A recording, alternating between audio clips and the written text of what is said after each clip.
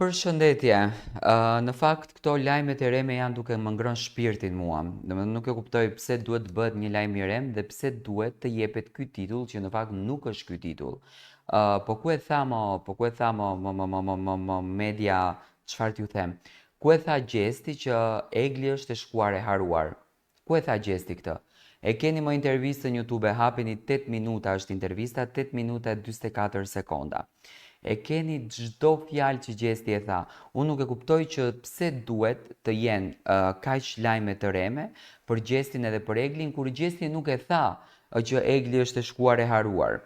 Unë jam munduar që ta përmbledh këtë gjë në një lajm, edhe t'ua shpjegoj sepse shumë lajme shoh shkruajnë që varet nga çfarë burimi, nga çfarë portali ka dalë ky lajmi, edhe tani krejt e shkruajnë që Gjesti tha është e shkuar e haruar. Po hapeni mo videon dhe dëgjoni për çfarë ka dhënë Zoti veshët. Së fundmi rrjetet sociale dhe disa portale online janë pushtuar nga një titull sensacional që pretendon se këngëtari i njohur Gjesti ka komentuar në mënyrë thumbuese lidhjen e tij me Eglin në një intervistë regjistruar për emisionin Goca dhe Gra. Sipas këtyre raportimeve të pavërtetuara, ai citohet të ketë thënë se marrëdhënia e tyre është me ulje dhe ngritje dhe se kënga me të cilën do ta përshëndeste Eglin është e shkuar e haruar. Gjesti tha që kemi zënka në kuptimin që domethënë se i kanë pas gjithmonë në Big Brother, por pa njëri tjetrin nuk rim dot, por nuk tha që është e shkuar e haruar. Nuk e tha këtë gjën. Por sa i qëndrojnë të vërtetës këto deklarata, burime të sigurta pranë artistit, domethënë që është videoja, konfirmojmë se ky lajm është i rem dhe që nuk ka lidhje me realitetin. Në fakt, intervista e përmendur është regjistruar dhe Gjesti ka dhënë deklaratë publike mbi marrëdhënien e tij me Eglin. E shkuar e haruar nuk ka qenë asnjëherë e lidhur me ndonjë dedikim nga ana e Gjestit. Madje vetë Gjesti ka reaguar në mënyrë të tërthort, duke thënë që unë Eglin, domethënë unë dhe Egli kemi gjithçka okay, marrëdhënia jonë është shumë e bukur, në kuptimin që domethënë po shkon gjithçka mirë.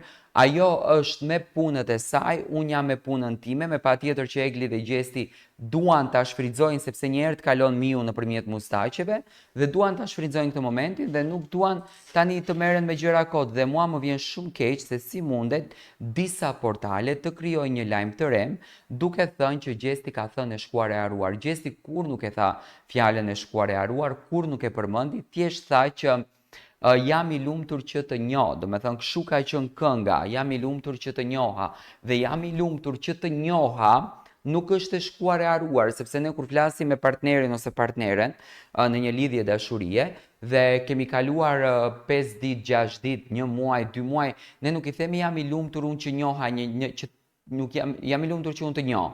Domethënë por i them jam i lumtur që njoha një njerëz si ty ose jam i lumtur që të njoha ty. Domethënë dhe kjo nuk do të thotë që është e shkuar e haruar.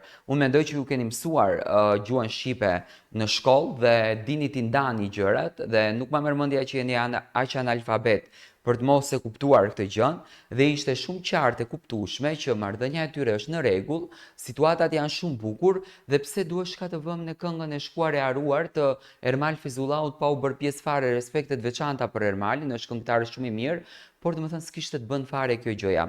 Doja ta sill këtë gjën sepse shikoj që ka shumë dezinformacione në këtë drejtim.